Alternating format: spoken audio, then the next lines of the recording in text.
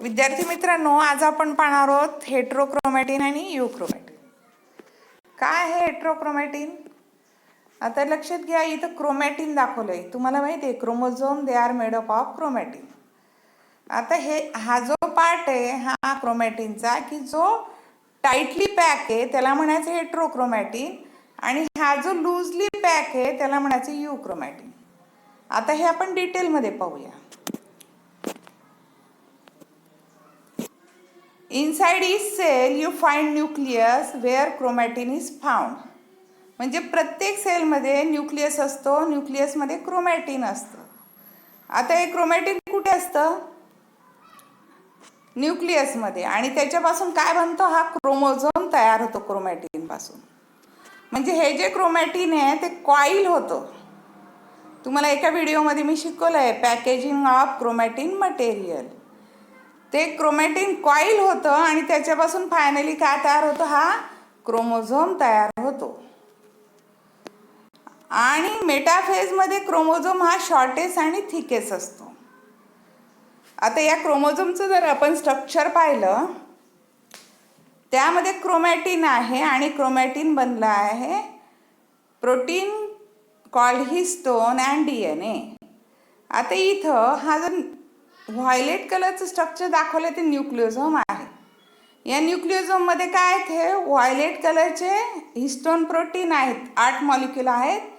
आणि त्याच्या भोवती काय? तो ब्ल्यू कलरचा दाखवला तो DNA आहे. मग असं स्ट्रक्चर तयार झालं न्यूक्लिओझोम. आता हा एक न्यूक्लिओझोम आणि हा दुसरा न्यूक्लिओझोम, यांच्यामध्ये जो DNA आहे त्याला काय म्हटलं आहे? Linker DNA. It is called as linker DNA. This DNA between this two nucleosome. म्हणजे क्रोमॅटिन हे बीडेड स्ट्रक्चर असतं. म्हणजे it appear bead on a string. म्हणजे एका धाग्यामध्ये जसे मणी ओलेले असतात तसे इथं मणी किंवा मोती म्हणजे न्यूक्लिओझोम आहे आणि दोरा म्हणजे काय? DNA आहे. मग हे झालं क्रोमॅटिन. क्रोमॅटिन असतं न्यूक्लियसमध्ये आणि ते बनलेलं आहे DNA आणि प्रोटीनपासून. आता क्रोमॅटिनचं रोल काय असतं? To bundle DNA into more manageable volume so they fit in the cell. म्हणजे त्याचं पॅकेजिंग होतं आणि म्हणून सेलमध्ये तो जो DNA आहे तो अकोमोडेट होऊ शकतो किंवा तिथं तो मावू शकतो. हा जो रोल आहे हा क्रोमॅटिनचा आहे. आता दुसरा रोल काय? It make DNA stronger in order for meiosis and mitosis to happen. म्हणजे ज्या वेळेला सेल डिव्हिजन होतंय त्यावेळेला DNA स्ट्रॉंगर असतो. कोणामुळे? या क्रोमॅटिनमुळे. क्रोमॅटिनचे 2 टाईप्स आहेत. पहिला आहे यूक्रोमॅटिन आणि दुसरा आहे हेटेरोक्रोमॅटिन. आता आपल्याला हे डिटेलमध्ये पाहायचं आहे. बघा या फिगरमध्ये हेटेरोक्रोमॅटिन दाखवलं. इथं हे हेटेरोक्रोमॅटिन आहे हे पूर्ण. आणि हे जे यूक्रोमॅटिन, फरक दिसतोय तुम्हाला? हेटेरोक्रोमॅटिनमध्ये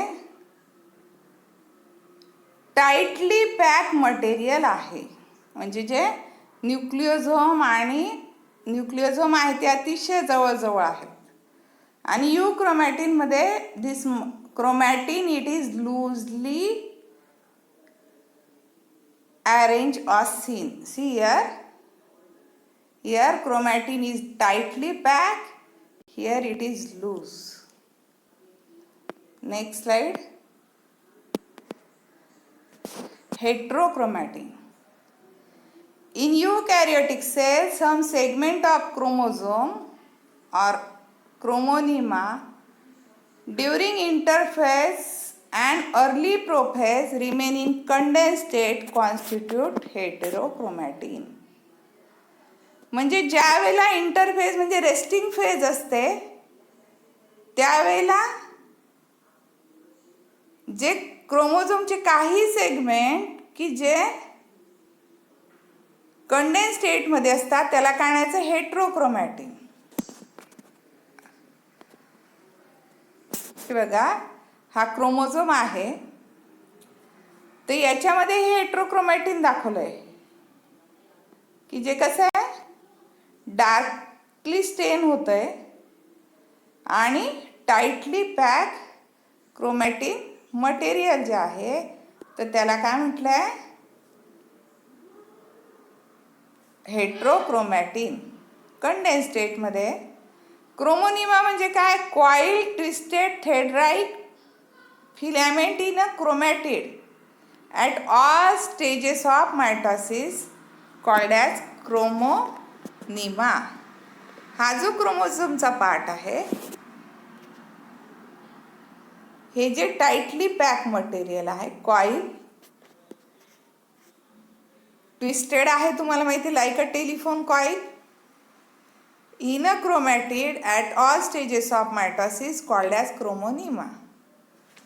टर्म कोणी कॉइन केली हेड नावाच्या सायंटिस्टने कॉइन केली.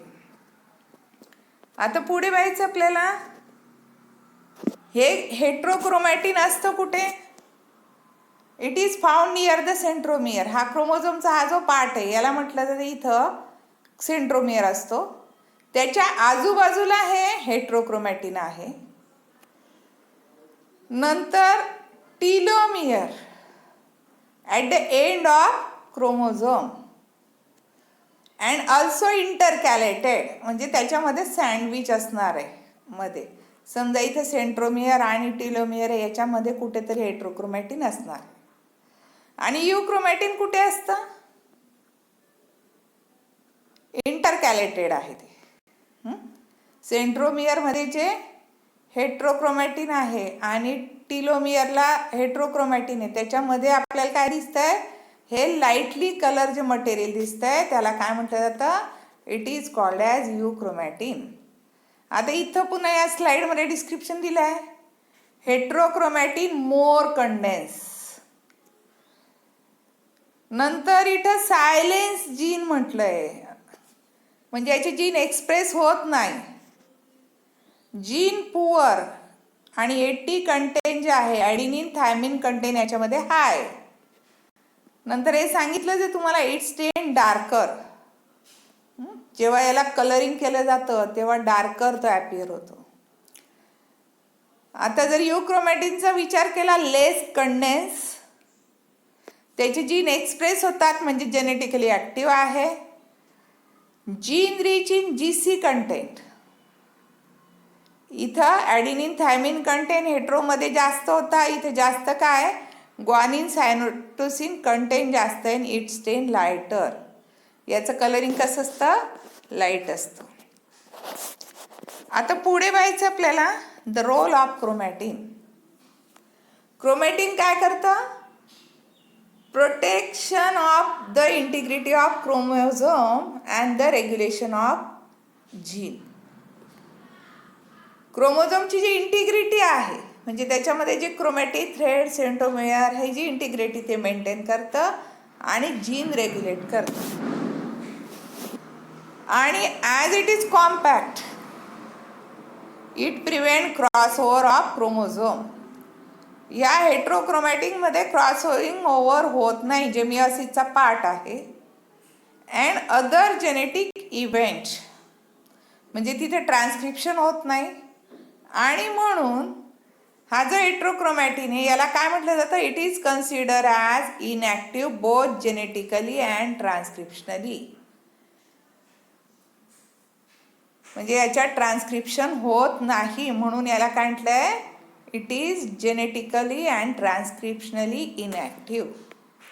बघा पुन्हा पहा क्रोमोझोमची इंटिग्रिटी जी आहे ती प्रोटेक्ट करतं जीनचे रेग्युलेशन करतं. या ठिकाणी क्रॉसिंग ओव्हर होऊ देत नाही आणि हे जेनेटिकली आणि ट्रान्सक्रिप्शनली काय आहे इनॲक्टिव्ह. प्रोटीन सिंथेसिसची प्रोसेस आहे ट्रान्सक्रिप्शन जी इथं होत नाही. आता युक्रोमॅटिन कसं आहे इट इज लाईटली पॅक्ड म्हणून जेव्हा स्टेन केलं जातं तर ॲपियर कसं होतं लाईट कलर बँड. आपण ह्या फिगरमध्ये पाहिलं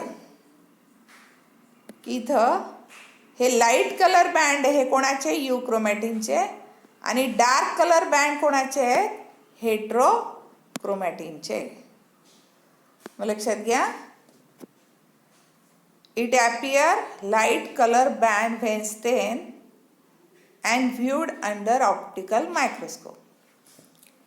आता कोणाकोणामध्ये असतं, it is found in both prokaryote and eukaryote. आता युक्रोमॅटिन म्हणजे काय, सम सेगमेंट ऑफ क्रोमोझोम और chromonema which are in non condense state constitute euchromatin. त्याचं कंडेन्सेशन झालं नाही, कॉइलिंग झालं नाही आणि म्हणून ते काय लाईट कलर ॲपियर होतात किंवा ते लूजली पॅक्ड आहे. आता हे कसं आहे, ट्रान्सक्रिप्शनली ॲक्टिव्ह म्हणजे युक्रोमॅटिनचं काय होणार आहे, ट्रान्सक्रिप्शन होणार आहे. It is rich in the concentration of gene and genetically very active. याच्यातले जीन जे आहे ते ट्रान्सक्राईब होतात आणि जेनेटिकली ॲक्टिव्ह असतं युक्रोमॅटिन आणि फास्ट रिप्लिकेशन होतं त्याचं.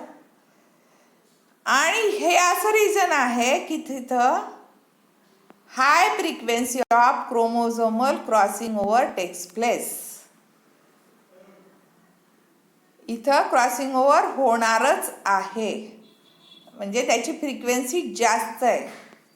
आणि ह्युमन जिनोमचा किती पर्सेंट पार्ट फॉर्म करतं, 90%. आता आपण पुन्हा डिफरन्स पाहूया. स्ट्रक्चर, हेट्रोक्रोमॅटिन कसं आहे, lightly pack. Heterochromatin tightly packed while euchromatin lightly pack material. जर आपण फंक्शनचा विचार केला, हेट्रोक्रोमॅटिन ट्रान्सक्रिप्शनली इनॲक्टिव्ह और जेनेटिकली इनॲक्टिव्ह, युक्रोमॅटिन जेनेटिकली और transcriptionally active. Replication, slow replicating while euchromatin it is fast replicating. Occurrence, heterochromatin found in eukaryote only, euchromatin found in both prokaryotes and eukaryote.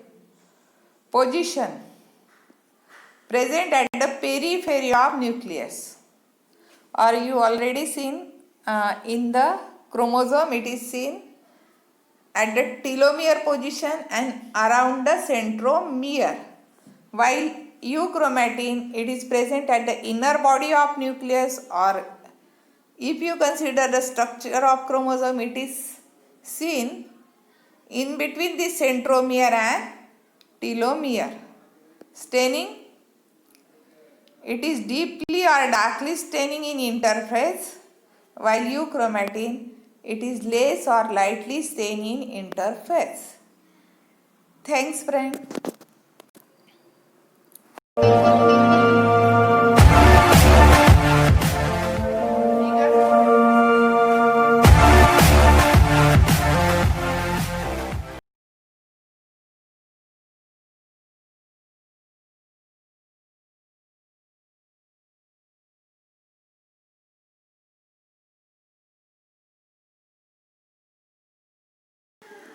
Student, today's topic is heterochromatin and euchromatin. See here, in figure this heterochromatin is shown. This tightly packed chromatin it is called as heterochromatin, and this loosely packed chromatin is called as euchromatin. Then what is chromatin? Inside each cell you find a nucleus where the chromatin is found. That is this chromosome made up of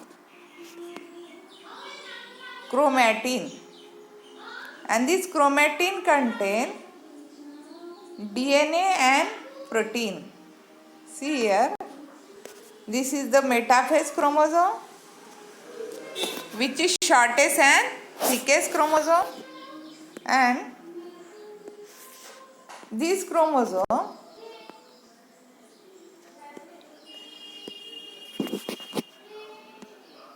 it contains this tightly packed material, it is chromatin. Each chromatin it is made up of nucleosome, this violet color histone protein molecules are there, and this blue color DNA is there. Nucleosome consists histone protein wrapped by DNA, and this nucleosome,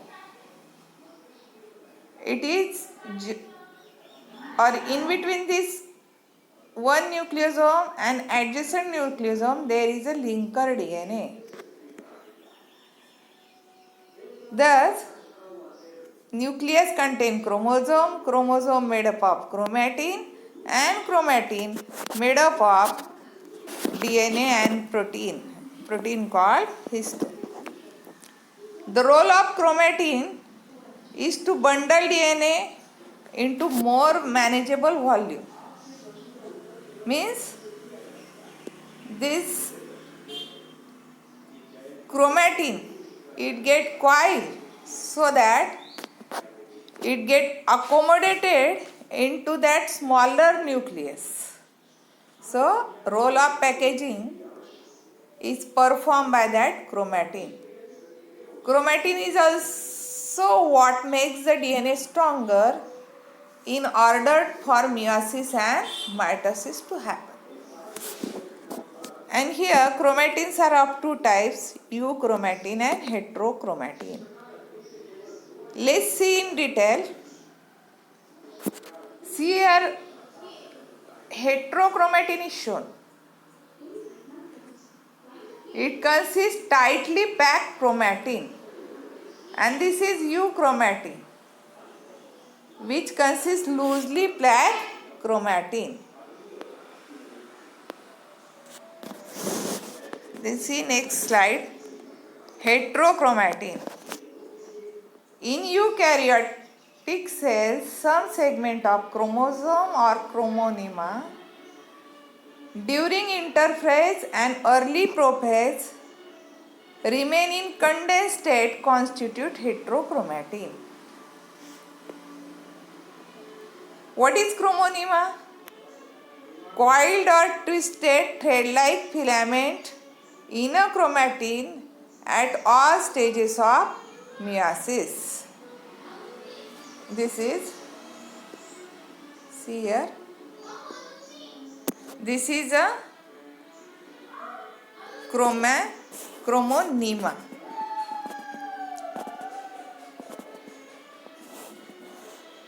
Coiled, twisted, thread-like filament in chromatid at all stages of mitosis, which is composed of tightly packed material. The term proposed by scientists hates. I already explained you this figure. The regions are found near the centromere and telomere and also intercalated. This is heterochromatin. See here this darkly stained material. This is the heterochromatin.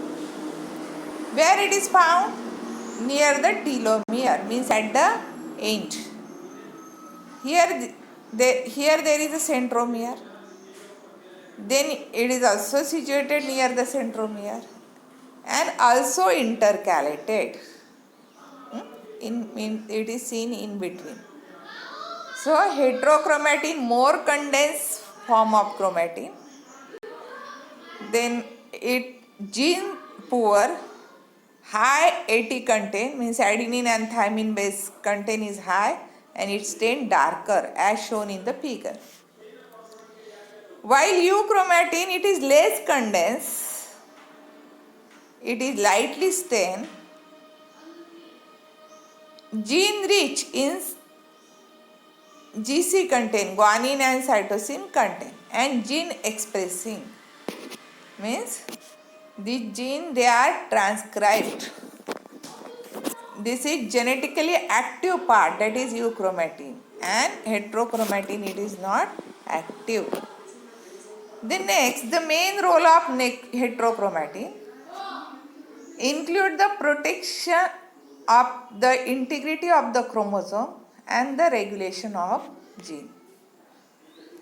The compact nature of heterochromatin prevents the crossover of chromosome and other genetic events.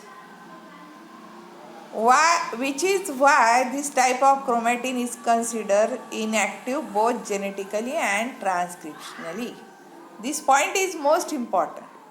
It is genetically and transcriptionally inactive. Means transcription doesn't occur by this chromatin. Transcription is the process of protein synthesis. Then it also prevents the crossover of chromosome and other genetic event. You know that crossing over occur during the meiosis, and in that chromosome, at this specific point where heterochromatin is present, crossing over is avoided. Next, euchromatin. I already explained you, it is composed of lightly packed material. It appears to have light color band when stained view under optical microscope. Here, see here. It appears light in color, or it is lightly stained material. Found in both prokaryote and eukaryote. What is euchromatin? Some segment of chromosome or chromonema which are in non-condensed state constitute the euchromatin. It is transcriptionally active or it is genetically active. Means here transcription occur or mRNA synthesize on this euchromatin. So it is genetically active. It is rich in concentration of genes and genetically very active and fast replicating. Euchromatin, where a high frequency of chromosome crossing over takes place, makes up around 90% of human genome. In heterochromatin, there is no crossing over. Here crossing over takes place and it is more in percentage. See differences between this heterochromatin and euchromatin. First, structure. Heterochromatin tightly packed, euchromatin lightly packed material. Function. It is transcriptionally inactive, euchromatin transcriptionally active. And in other words, it is genetically inactive, it is genetically active. Replication, slow replicating, while euchromatin it is fast replicating. Occurrence, heterochromatin found in eukaryotes only, while euchromatin found in both prokaryotes and eukaryotes. Position, present at the periphery of nucleus. Here euchromatin present at inner body of nucleus. Staining, deeply and darkly stained in interface, while euchromatin it is less or lightly stained in the interface. Thank you friends.